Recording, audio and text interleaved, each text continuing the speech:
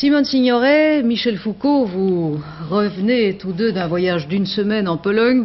Souvent, les intellectuels parlent des choses sans aller les voir. Vous y êtes allé. Alors, Simone Signoret, pourquoi?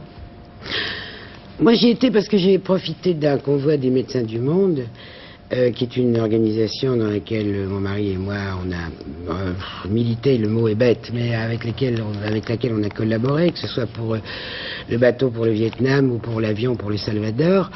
Et j'ai été en Pologne parce que depuis le 13 décembre, mon mari et moi, nous nous promenons dans Paris et sans danger, et à New York et sans danger avec cette petite broche sur le côté. Et j'ai pensé qu'il était la broche temps de solidarité, qui est le sigle de solidarité. J'ai trouvé que c'était très facile de faire ça dans des villes où on vous arrête pas, et que ça allait peut-être le coup d'aller voir là-bas si vraiment porter ça voulait dire quelque chose. Alors, justement, je ne l'ai pas porté là-bas, je vous le dis tout de suite, j'ai pas eu ce courage-là, personne ne l'a là-bas, personne ne peut l'avoir là-bas. Voilà la raison pour laquelle j'ai été voir sur place. Alors justement, une bonne partie de l'opinion en France nourrit une forme de, disons, de romantisme parfois un peu confortable par rapport à ce qui se passe en Pologne. Les gens que vous y avez rencontrés, est-ce que vous avez eu le sentiment qu'il s'agit de dissidents isolés, ou c'est vraiment tout le pays qui est en dissidence? C'est absolument tout le pays, et tout le pays, ça ne veut pas dire non plus qu'ils ont tous été des adhérents de Solidarité, ça veut dire que le pays entier, en tout cas les gens qu'on a vus et les gens avec lesquels on a parlé, et ceux aussi avec lesquels on n'a pas parlé, mais qu'on a vus dans la rue, dans les queues énormes. Moi qui ai vécu l'occupation, j'ai jamais vu ça pendant l'occupation nazie à Paris, des queues de cet ordre devant des boutiques dans lesquelles il n'y a rien. On a l'impression que dans ce pays où tout est tragique, où personne ne parle plus parce qu'il y a des micros partout, on n'a pas rencontré une personne, même dans l'œil des petits gars qu'on voit passer en uniforme et dont on ne sait plus s'ils sont des miliciens ou des soldats, parce que on a pris la précaution d'arranger leurs uniformes de telle sorte que personne ne s'y retrouve. On voit des choses dans les yeux. Maintenant, j'ai un exemple, après je laisserai parler Michel Foucault. J'ai un exemple que je veux donner parce que pour moi, il est extrêmement frappant et il touche ma profession et il m'a beaucoup épaté. J'ai entendu parler de pays qui boycottaient les acteurs. Il y a même eu des pays où on a boycotté des acteurs qui avaient pris des positions politiques. Là-bas, j'ai vu une chose que je n'avais jamais vue ailleurs. J'ai vu des acteurs boycotter le travail. C'est-à-dire que les acteurs polonais qui tous travaillent au théâtre ont un fixe qui leur est garanti, mais qui est très petit. Et leur argent, ils se le faisaient avec des émissions de télévision, avec des passages à la radio, avec des feuilletons, avec des Et là, concerts. ils ne collaborent plus en quelque sorte. Là, ils ne mettent plus les pieds devant une caméra de télévision, et ils ne mettent plus les pieds à la radio. C'est un courage absolument extraordinaire. Ça n'est pas un syndicat qui leur en a donné l'ordre, ça a été une décision d'individus qui forment absolument la profession entière des acteurs polonais, et qui, les 2 ou 3 qui ont cru bon de passer à la télévision et de dire comme ils étaient contents parce que maintenant c'était calme et c'était mieux qu'avant, sont boycottés par le public qui vient, les applaudit tellement qu'ils ne peuvent pas travailler. Voilà. Alors, ce que je peux te dire de ma profession, et j'ai été bouleversé parce que j'ai jamais vu ça nulle part. Alors Michel Foucault, maintenant votre regard de philosophe sur ce pays. D'abord, est-ce qu'il s'agit d'un pays normalisé maintenant? Je crois qu'en effet, il faut s'arrêter sur ce mot de normalisation, qui n'est d'ailleurs pas employé officiellement par le gouvernement polonais.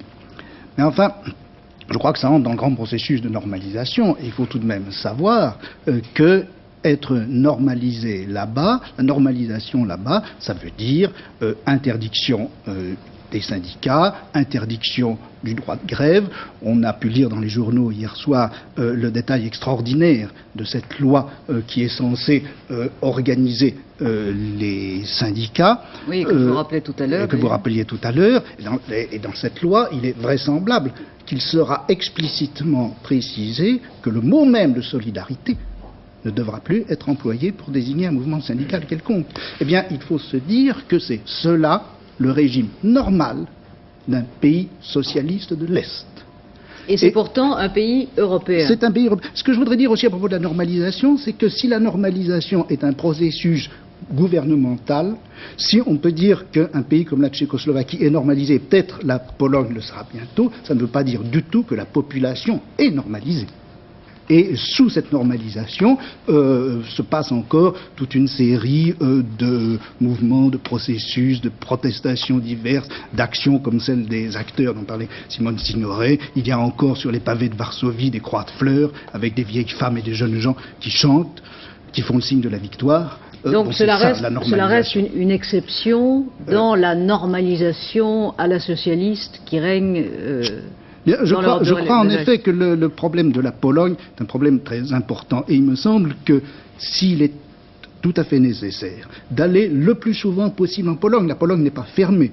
On peut y aller, je crois qu'il faut y aller et parler avec les Polonais. Et ils ne demandent qu'une chose, c'est à pouvoir discuter dans la mesure où ils peuvent encore le faire. En revanche, nous, je crois qu'en Europe et en France en particulier, nous devons poser le problème de la Pologne, du fait qu'il y a à notre frontière un pays, il y a, partageant l'Europe, une ligne qui délimite et parque une série de pays dans lesquels ces libertés absolument fondamentales n'existent pas. Et il me semble que le problème de l'Europe n'a jamais été suffisamment posé dans ces termes. On s'est beaucoup interrogé sur l'Europe du charbon et de l'acier, on s'est beaucoup interrogé sur l'Europe d'en deçà du rideau de fer, mais le fait que l'Europe soit ainsi partagée n'est pas encore, me semble-t-il, suffisamment entré dans le champ des questions politiques. C'est un problème politique urgent. Et alors justement, en un mot, comment nous voient-ils les Polonais? Comment voient-ils l'attitude des Français? Bien, écoutez,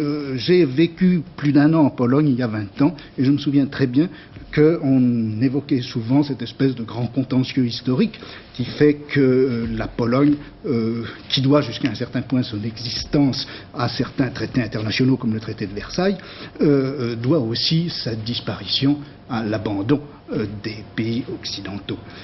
Et les Polonais nous en ont souvent gardé une certaine rancune. En tout cas, je sais que maintenant, les Polonais, certains Polonais en tout cas, refusent d'avoir avec les autorités françaises en Pologne, ambassades, institutions culturelles, etc., des rapports quelconques à cause de ce qui s'est passé en France, d'un certain nombre de choix politiques, et en particulier de la continuation, en dépit de la situation polonaise, des accords, tractations économiques et diplomatiques, comme par exemple le traité concernant le gazoduc. Et à cause de cela, ils ne veulent plus avoir de rapport avec les Français. Je crois que c'est très grave, et je crois que nous devons le savoir, et je crois que notre devoir de citoyen est bien de poser publiquement et au gouvernement la question de la Pologne et de tous les pays socialistes ainsi normalisés. Merci Michel Foucault, merci Simone Signoret.